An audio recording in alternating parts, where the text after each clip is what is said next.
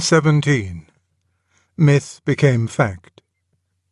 This essay first appeared in World Dominion, Volume 22, September-October 1944, and was reproduced in Undeceptions 1971. It is now in Guard in the Dock 1998. My friend Quirinius has advanced the charge that none of us are in fact Christians at all. According to him, historic Christianity is something so barbarous that no modern man can really believe it.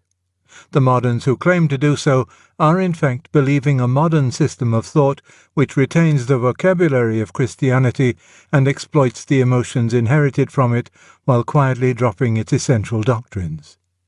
Quirinius compared modern Christianity with the modern English monarchy. The forms of kingship have been retained, but the reality has been abandoned. All this I believe to be false, except of a few modernist theologians who, by God's grace, become fewer every day. But for the moment, let us assume that Quirinius is right. Let us pretend, for purposes of argument, that all who now call themselves Christians have abandoned the historic doctrines. Let us suppose that modern Christianity reveals a system of names, rituals, formulae, and metaphors which persists although the thoughts behind it have changed. Quirinius ought to be able to explain the persistence. Why, on his view, do all these educated and enlightened pseudo-Christians insist on expressing their deepest thoughts in terms of an archaic mythology which must hamper and embarrass them at every turn? Why do they refuse to cut the umbilical cord which binds the living and flourishing child to its moribund mother? For if Quirinius is right, it should be a great relief to them to do so. Yet the odd thing is that even those who seem most embarrassed by the sediment of barbaric Christianity in their thought become suddenly obstinate when you ask them to get rid of it altogether. They will strain the cord almost to breaking point, but they refuse to cut it. Sometimes they will take every step except the last one. If all who professed Christianity were clergymen, it would be easy, though uncharitable, to reply that their livelihood depends on not taking that last step. Yet even if this were the true cause of their behaviour, even if all clergymen are intellectual prostitutes who preach for pay, and usually starvation pay, what they secretly believe to be false, surely so widespread a darkening of conscience among thousands of men not otherwise known to be criminal itself demands explanation. And, of course, the profession of Christianity is not confined to the clergy.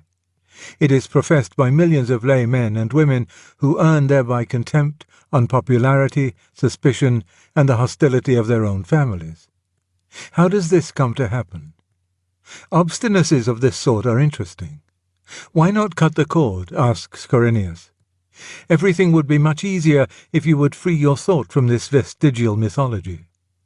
To be sure, far easier. Life would be far easier for the mother of an invalid child if she put it into an institution, and adopted someone else's healthy baby instead. Life would be far easier to many a man if he abandoned the woman he has actually fallen in love with and married someone else because she is more suitable. The only defect of the healthy baby and the suitable woman is that they leave out the patient's only reason for bothering about a child or wife at all. Would not conversation be much more rational than dancing? Said Jane Austen's Miss Bingley.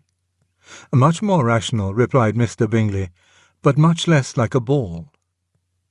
In the same way, it would be much more rational to abolish the English monarchy. But how if, by doing so, you leave out the one element in our state which matters most? How if the monarchy is the channel through which all the vital elements of citizenship, loyalty, the consecration of secular life, the hierarchical principle, splendour, ceremony, continuity, still trickle down to irrigate the dust bowl of modern economic statecraft? The real answer of even the most modernist Christianity to Quirinius is the same. Even assuming, which I most constantly deny, that the doctrines of historic Christianity are merely mythical, it is the myth which is the vital and nourishing element in the whole concern. Quirinius wants us to move with the times. Now, we know where times move. They move away. But in religion we find something that does not move away. It is what Quirinius calls the myth that abides. It is what he calls the modern and living thought that moves away. not only the thought of theologians, but the thought of anti-theologians.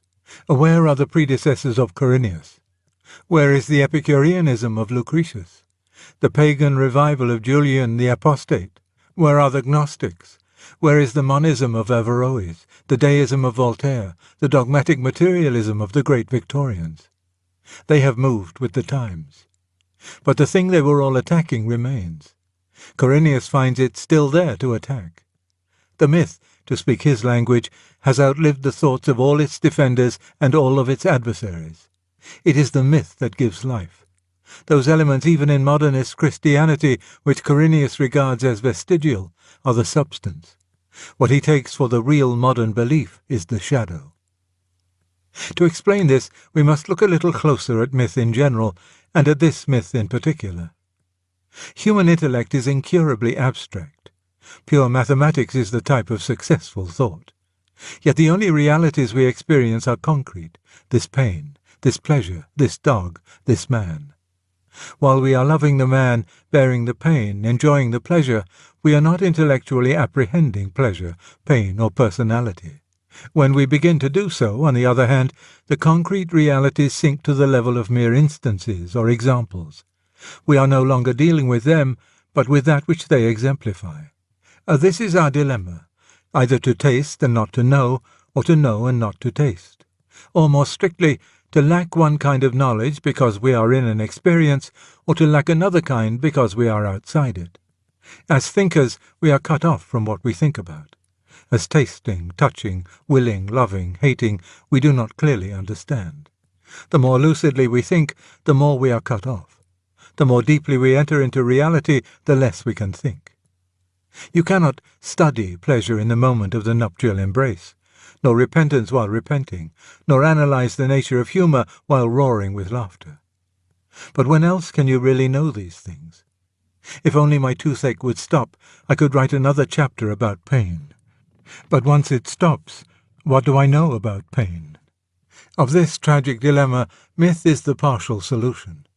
In the enjoyment of a great myth, we come nearest to experiencing as a concrete what can otherwise be understood only as an abstraction.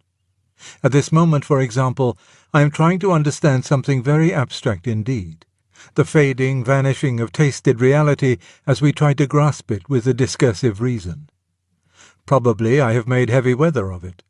But if I remind you instead of Orpheus and Eurydice, how he was suffered to lead her by the hand, but, when he turned round to look at her, she disappeared. What was merely a principle becomes imaginable. You may reply that you never till this moment attached that meaning to that myth. Of course not. You are not looking for an abstract meaning at all. If that was what you were doing, the myth would be for you no true myth, but a mere allegory. You were not knowing, but tasting. But what you were tasting turns out to be a universal principle. The moment we state this principle, we are admittedly back in the world of abstraction. It is only while receiving the myth as a story that you experience the principle concretely. When we translate, we get abstraction, or rather dozens of abstractions. What flows into you from the myth is not truth, but reality. Truth is always about something, but reality is that about which truth is, and, therefore, every myth becomes the father of innumerable truths on the abstract level. Myth is the mountain whence all the different streams arise which become truths down here in the valley. In hac valle abstractionis. Or, if you prefer, myth is the isthmus which connects the peninsular world of thought with that vast continent we really belong to. It is not, like truth, abstract, nor is it, like direct experience, bound to the particular. Now, as myth transcends thought, incarnation transcends myth. The heart of Christianity is a myth which is also a fact. The old myth of the dying God, without ceasing to be a myth, comes down from the heaven of legend and imagination to the earth of history. It happens, at a particular date, in a particular place, followed by definable historical consequences. We pass from a Balder or an Osiris, dying nobody knows when or where, to a historical person crucified, it is all in order, under Pontius Pilate. By becoming fact, it does not cease to be myth. That is the miracle.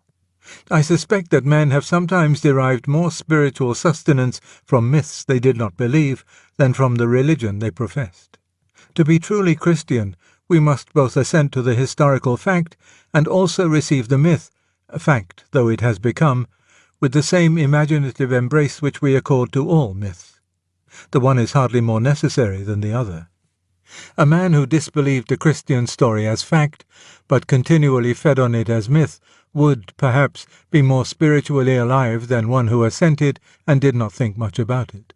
The modernist, the extreme modernist, infidel in all but name, need not be called a fool or hypocrite because he obstinately retains, even in the midst of his intellectual atheism, the language, rites, sacraments, and story of the Christians.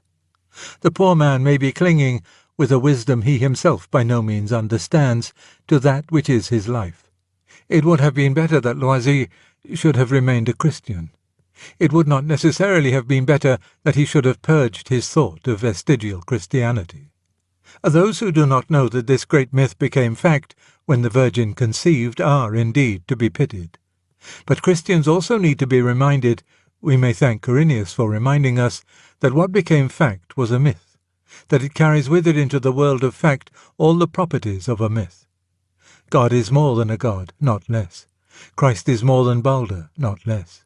We must not be ashamed of the mythical radiance resting on our theology. We must not be nervous about parallels and pagan Christs. They ought to be there. It would be a stumbling block if they weren't. We must not, in false spirituality, withhold our imaginative welcome. If God chooses to be mythopoeic, and is not the sky itself a myth, shall we refuse to be mythopathic? For this is the marriage of heaven and earth, perfect myth and perfect fact, claiming not only our love and our obedience, but also our wonder and delight, addressed to the savage, the child, and the poet in each one of us, no less than to the moralist, the scholar, and the philosopher.